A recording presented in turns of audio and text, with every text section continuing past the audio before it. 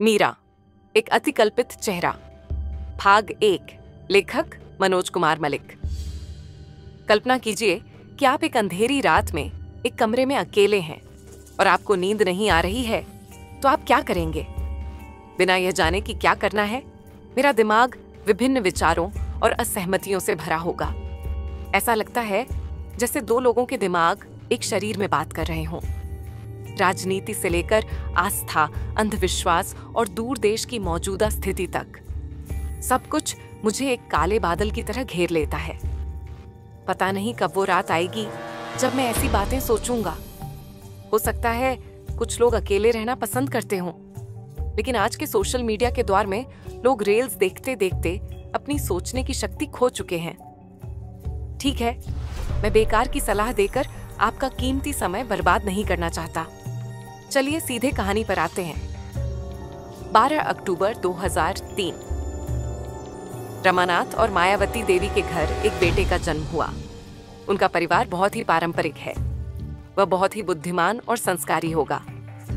माँ ने सोचा कि वह अपने बेटे का नाम वाल्मीकि और पिता ने सोचा कि बेटा का नाम चाणक्य रखेंगे। लेकिन हिंदू रीति रिवाजों के अनुसार जन्म पत्री में का अक्षर आया, इसीलिए उन्होंने बेटे का नाम कौटिल्य रखने का फैसला किया। मैं झूठ नहीं बोलूंगा, सुबह की समय है। बच्चा बहुत समझदार और विनम्र था, इसीलिए उसे हमेशा बड़ों से बहुत प्रशंसा मिलती थी। लेकिन स्कूल में उसे बहुत प्रताड़ना झेलनी पड़ी।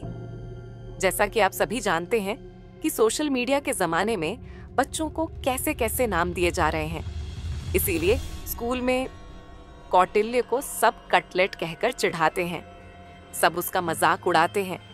कोई उससे मिलता जुलता नहीं है, वह बहुत अकेला रहता है। जब क्लास नहीं होती है तो वह बैठकर चित्र बनाता है, कहानियां और कविताएं लिखता है, तरह तरह की कल्पनाएं करता है। कौटिल्य जैसी शांत स्वभाव वाली एक लड़की उनकी कक्षा में थी। उसकी नाम थी अरुणा। अब आप में से कुछ लोग सोच रहे होंगे कि ये तो कहानी की नायिका है, लेकिन ऐसा नहीं है। आगे कुछ और है। धीरे धीरे दोनों दोस्त बन जाते हैं। अरुणा और कौटिल्य अपने खाली समय में बैठकर बातें करते हैं, साथ में कविताएं लिखते हैं और कई तरह की बातें करते हैं। यह 7 जनवरी 2022। कौटिल्य अपने कमरे में सो रहा था। उसका कमरा गली से सटा हुआ था, इसलिए अगर कोई गली से उसके कमरे में आता तो घर के बाकी लोगों को पता नहीं चलता।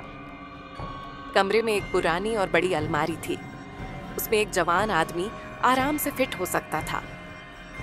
कमरे का दरवाजा घर के मुख्य दरवाजे के विपरीत दिशा में एक आंगन की ओर था। उसके माता पिता उसे वहां सोने से मना करते हैं, लेकिन वह मना कर देता है, ये कहते हुए कि वह शांति से रहना पसंद करता है। उस रात कौटिल्य को एक सपना आता है। उसकी ही उम्र की एक लड़की आती है और उसे पुकारती है, कौटिल्य, मेरे साथ आओ, मुझे डरो मत, मैं मीरा हूं। नदी के उस तरफ हमारे घर आओ, वहां एक बहुत बड़ी नदी है, हम वहां बैठकर बातें कर सकते हैं। इस पर कौटिल्य चौंक जाता है और चिल्लाते हुए उठता है, मीरा! रात के 2:15 बजे हैं। पूरी तरह से सन्नाटा है। बाहर बरगद के पेड़ पर एक उल्लू की आवाज सुनाई दे रही थी, लेकिन कौटिल्य इस पर ध्यान नहीं देता और सो जाता है। अगली सुबह जब वह उठा तो लगा कि वह पहले से कुछ बदल गया है। वह पहले से ज्यादा शांत और एकाकी हो गया था। वह बिना किसी से बात किए सीधे स्कूल चला गया और स्कूल से वापस आकर सीधे अपने कमरे में चला गया। उसका ऐसा मूड देखकर माया और रमा बाबू बहुत चिंतित हो गए। कौटिल्य को अब सिर्फ एक लड़की की याद आती है, जिसे उसने पहले कभी नहीं देखा था। उसका नाम है मीरा।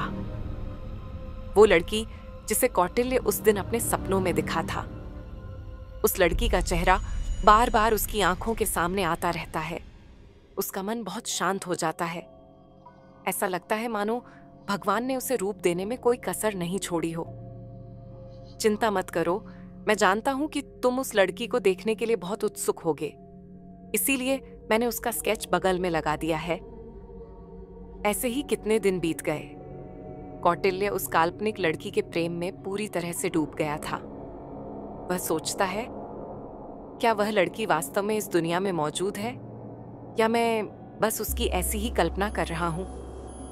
तो आप लोग सोच रहे होंगे कि क्या मीरा नाम की कोई लड़की सच में इस दुनिया में मौजूद है या यह सिर्फ एक मासूम बच्चे का कल्पना है? 7 फरवरी 2022 रात 12:50 बजे कौटिल्य अपने कमरे में सो रहा था कि अचानक उसे एक मधुर आवाज सुनाई दी। कौटिल्य, अरे उठो, मैं यहां से हूं, मीरा। कौटिल्य अचानक जाग गया और उसने जो देखा उसका दिल 2 सेकंड के लिए धड़कना बंद हो गया था। ऐसा लगा जैसे उसके शरीर में बिजली का झटका लगा हो। वह वास्तविकता और कल्पना के बीच अंतर नहीं बता पा रहा था। उसे ऐसा लग रहा था जैसे वह किसी सपने में फंस गया हो। वही आंख, वही शरीर, वही चेहरा, ये कैसे संभव है? कुछ देर की खामोशी के बाद मीरा बोली, ओह, अरे क्या हुआ? शायद तुम्हें मेरा आना पसंद नहीं है। ठीक है, तो मैं वापस जा रही हूं। ये सुनकर कौटिल्य अचानक ऊंची आवाज में बोला, अरे नहीं, रुको, मेरा मतलब है, मुझे पता नहीं है कि क्या बोलना है। तुम सच में इतनी... मीरा, अरे मुझे पता था कि तुम थोड़े होशियार आदमी हो, लेकिन मुझे नहीं पता था कि तुम इतने डरपोक होगे। कौटिल्य ने मीरा की परीक्षा लेने के लिए जब उसका हाथ छूने की कोशिश की तो मीरा अपने हाथ हटा ली और बोली, अरे मुझे मत छुए, मैं तुम्हारी कल्पना हूं। ये सुनकर कौटिल्य ने अपना हाथ वापस ले लिया और बिना कुछ कहे मीरा को घूरने लगा। कुछ देर तक उसे देखने के बाद मीरा बोली, अच्छा, अब तुम मुझे जी भर कर देख रहे हो? अब तुम बिना कुछ कहे बस मुझे घूरते रहोगे? इसके बाद दोनों ने बैठकर काफी देर तक बातें की। कौटिल्य ने मीरा को अपने मन की सारी बातें बताईं। मीरा ने शांति से उनकी बातें सुनी। इस बातचीत के बाद सुबह के 5 बज गए। मीरा ने कौटिल्य से कहा, ठीक है, अब तुम सो जाओ, मैं जा रही हूं। कौटिल्य ने पूछा, क्या तुम कल फिर आओगे?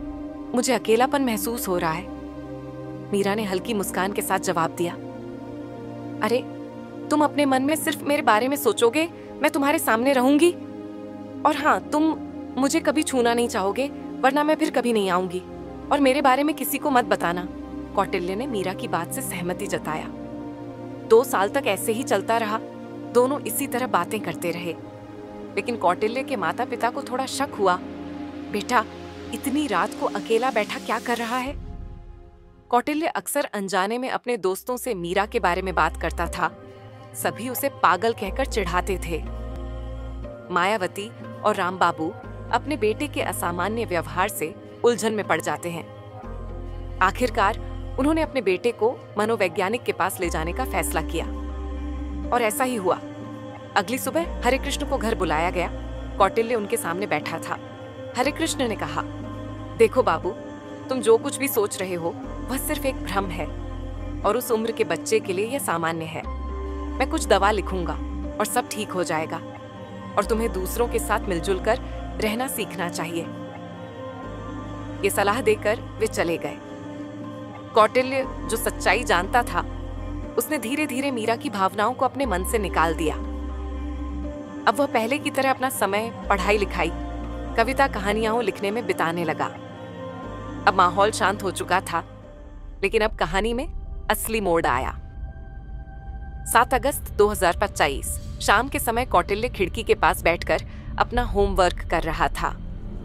उसी समय उसकी माँ एक प्लास्टिक की थैली में कुछ खाना लेकर कमरे में आई और उसे देते हुए बोली, खाने के बाद प्लास्टिक की थैली और उसमें रखे कागज को इधर उधर मत फेंकना, इसे यहीं रखना और मैं इसे फेंक दूंगी। ये कहकर वह चली गई। कौटिल्य ने पॉलीथीन की थैली खोली, उसमें से अखबार निकाला और पकौड़े खाने लगा। अखबार उसने अपने बाएं हाथ में पकड़ रखा था। अचानक उसकी नजर अखबार में छपी खबर पर पड़ी। 7 फरवरी 2022 गुम हुई खबरें।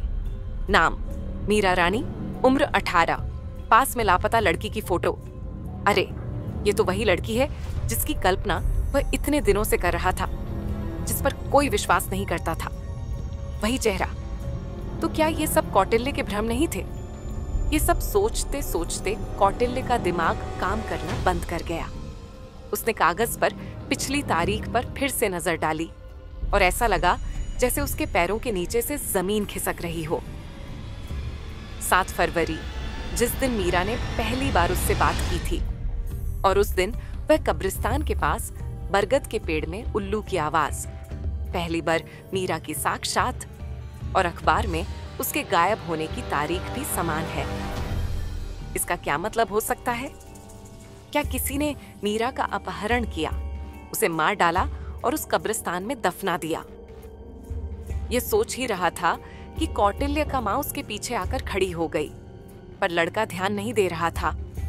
उसने उसे 2-3 बार पुकारा, पर कौटिल्य ने नहीं सुना तो मां ने उसे बलपूर्वक खींच लिया।